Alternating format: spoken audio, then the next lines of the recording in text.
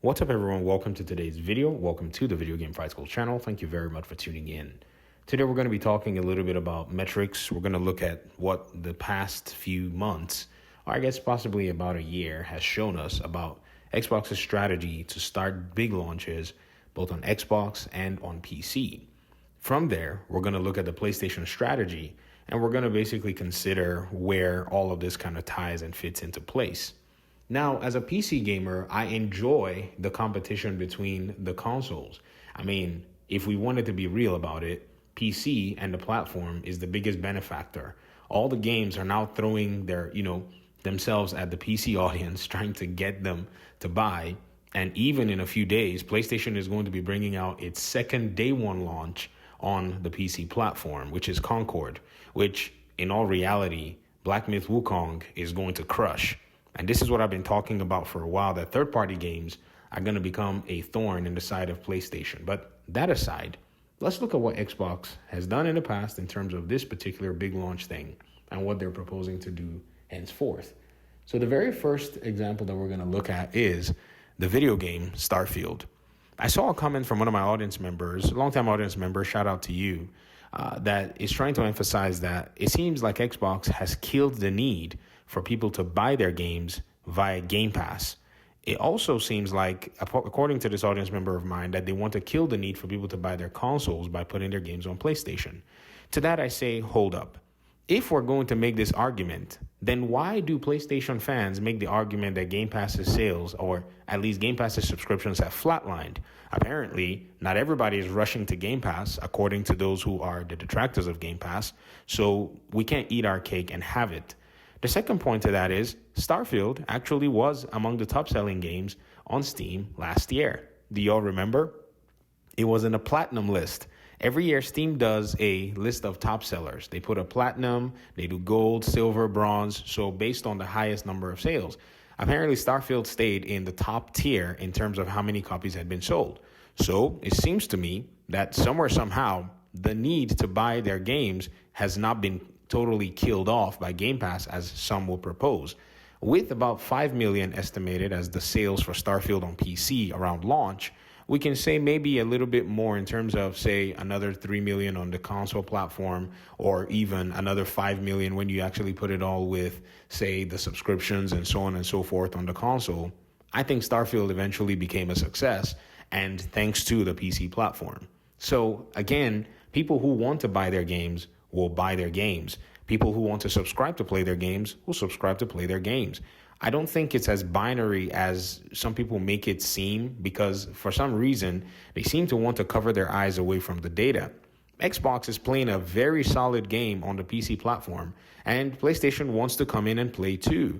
But the thing is, PlayStation has to basically posture and carefully do it, because they seem to be, in a sense, messaging their fans that, hey, this is going to be something exclusively for you, and then eventually it's going to go somewhere else, as if PC is not a viable platform to make money. So this is very funny to hear it at the end of the day. When we look at Indiana Jones, I think this is the exact same strategy that they're also going to be playing. You see, Indiana Jones is not going to struggle for sales. I'm not a big Indiana Jones fan. In fact, I've never even really watched the movies. And I know some of you that are, here, would be like, what? It's the truth. Never really cared. It just was not my thing. But apparently, Indiana Jones is massive in the United States, in the West in general. I don't know about Eastern, fandom in terms of Indiana Jones, but it is a big name. In fact, George Lucas is behind it. And we can say the weight of Indiana Jones is probably similar to somewhat of the weight of Star Wars, depending on the generation that you were born in. So Indiana Jones is not going to lack in sales. And as they put the game on the platforms that it's supposed to come out on, we're going to see sales going up. We're going to see people buying the game. It's going to be the Christmas game for a lot of families. Some people think December is not a good launch date for it. I think it's a perfect date for it. In fact, the boomers that I know, they're more than likely, the ones that are gamers, they're going to be buying this game. And I think I probably will also dial in too. I want to see what the hype is about. And it's not going to be a problem for them to sell it. However, what they're trying to do, in my opinion, is they're trying to cross the threshold of sales that they'll need to break even and start breaking into profits.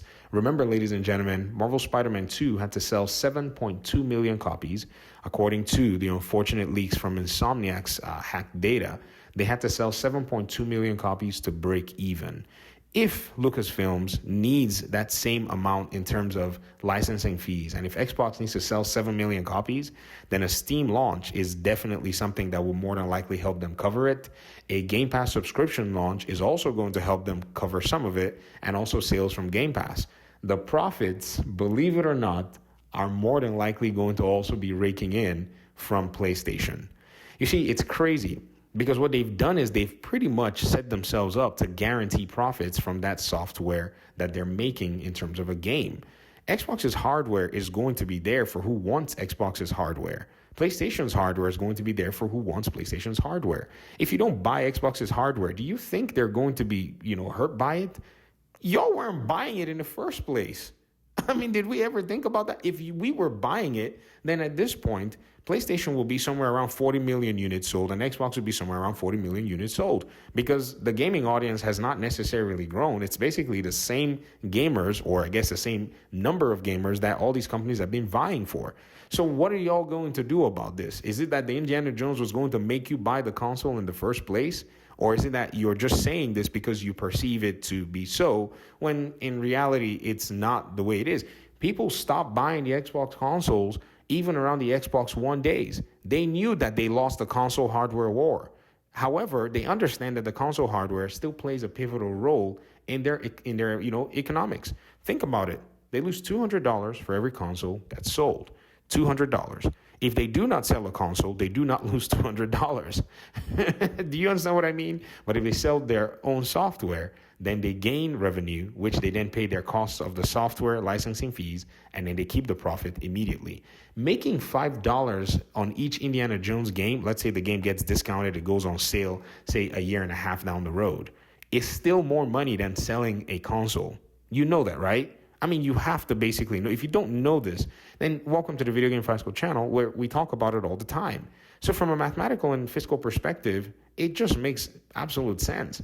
If somebody buys a Kindle Fire Stick and they basically are able to stream Indiana Jones, they get a Game Pass subscription for that. That's $16.99. That goes into the pool of money that Xbox makes.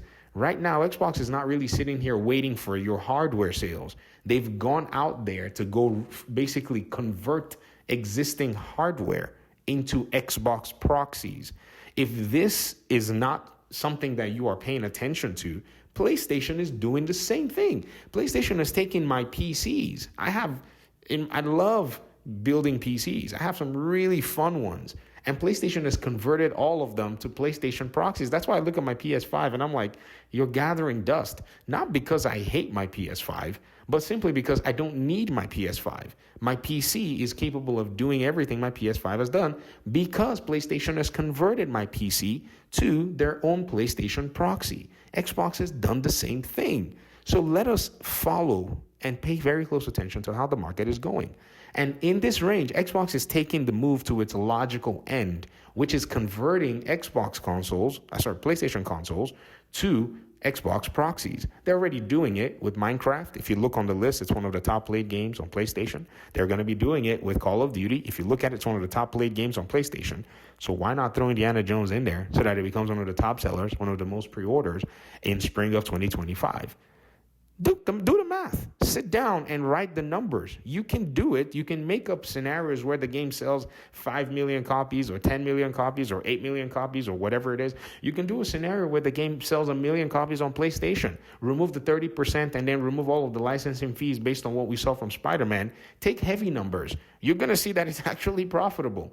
If your concern is that no one's going to buy the Xbox console, it's okay. We alleviate that for you because nobody was really buying the Xbox consoles anyways. I mean, if they were, like I said in the beginning of this video, would see something of an even split. However, more people are buying PCs, as the numbers have been shown in the last few years, that about 64% of gamers in the US, are mostly playing on all the platforms, and a huge chunk of those percentage, this was in 2016 data, a huge chunk of them are PC gamers.